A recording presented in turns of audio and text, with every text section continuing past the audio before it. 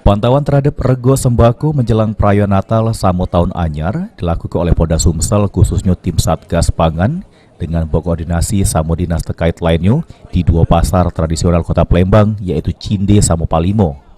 Di mana petugas Satgas Pangan ngeceki siko demi siko rego yang dijajoke di dua pasar tradisional tersebut, terutama daging sapi, ayam, telok sama ketersediaan stok beras.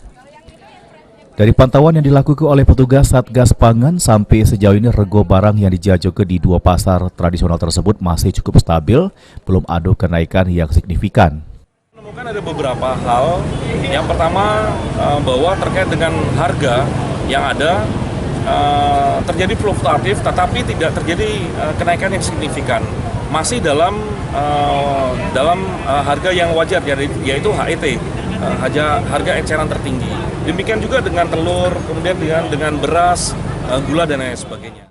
Sementara itu dari Dinas Perdagangan Sumsel yaitu Ahmad Mirza diperkirakan rego sembako bakal mengalami kenaikan pada minggu keempat bulan Desember.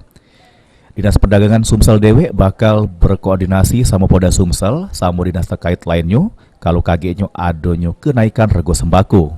Kemungkinan di minggu keempat bulan Desember ini, karena itu tidak hanya perayaan ini, tapi memang ada pergantian tahun di mana situ banyak acara-acara seperti sama itu perayaan hari besar lain itu ya. Seperti di Muslim itu contohnya misalnya naik haji itu ya, ada keselamatan. Jadi kemungkinan harga daging, ayam dan telur itu akan meningkat. Jadi upaya kita untuk menghadapi minggu keempat itu seperti apa?